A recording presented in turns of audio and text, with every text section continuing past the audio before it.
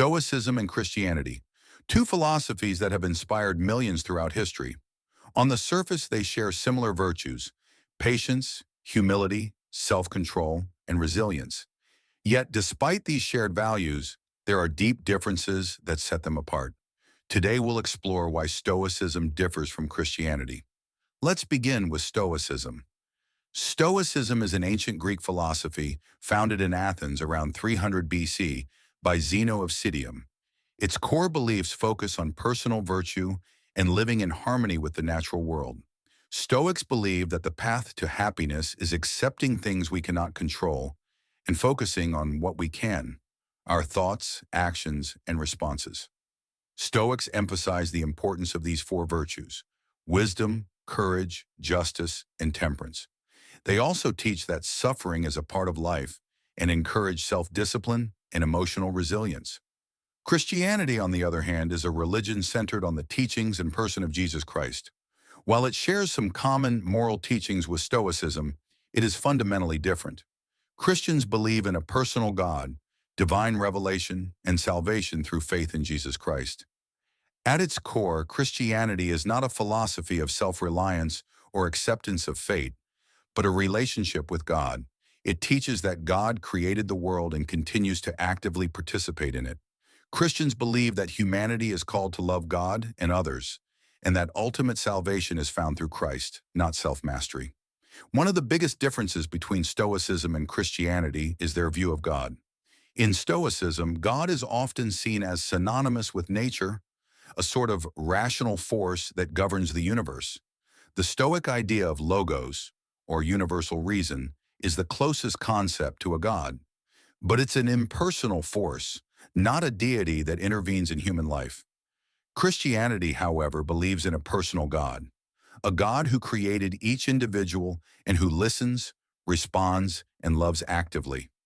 The Christian God is deeply personal, compassionate, and intimately involved with human life, not an impersonal force, but a loving Father. Another key difference lies in how each tradition approaches human self-sufficiency. Stoicism teaches that individuals should rely on themselves to achieve peace. Through self-discipline and rational thinking, the Stoic masters their emotions and accepts whatever life brings. Christianity, by contrast, teaches that humans are inherently flawed and cannot achieve true peace or righteousness on their own. The Bible emphasizes the need for God's grace and guidance. For Christians, true peace and strength come not from within oneself, but through faith and reliance on God. Both Stoicism and Christianity address the reality of suffering, but their interpretations are quite different.